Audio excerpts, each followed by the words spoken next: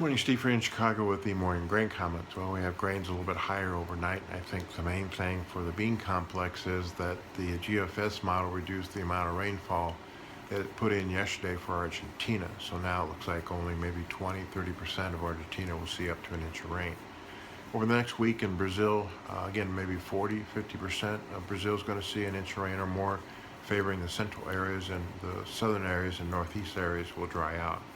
There's also talk that an Argentina strike is slowing their exports out of beans and especially meal, which is helping our meal prices.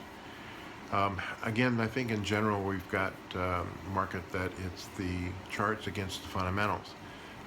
We're unable to push through $12 beans yet, and over the 430 nearby corn area, and we're struggling to stay above $6 in the nearby Chicago wheat. But still, we have people that feel that South America's corn crop is probably 10 million tons below the USDA guess, which would add 400 million bushels to our export and bring corn carryout down to 1,300.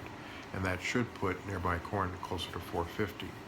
We also should see eventually USDA raise the soybean crush here 50 million bushels and maybe exports 100. And that would leave only 75 million bushels, or 25 million bushels for the U.S. carryout.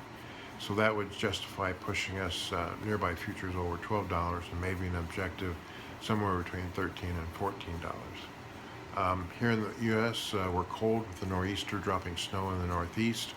We'll be watching southern plains, but it should remain dry and maybe dry into the spring.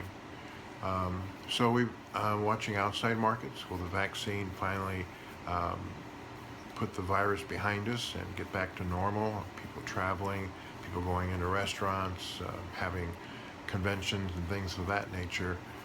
So that may take into the summer. And so we'll just see how the market reacts to that, with the dollar going lower and the stock market going higher. Other than that, we'll be watching the Black Sea. Egypt paid $7 a ton more for their wheat that they tendered for February.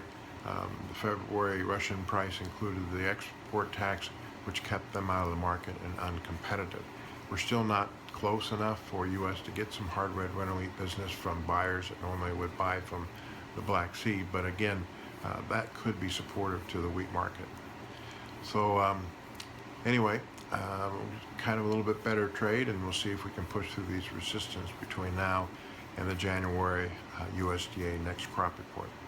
As always, these are my thoughts and not those of ADM or ADM Investor Services. Have a safe and profitable trading day. And remember, always treat people like you yourself would like to be treated.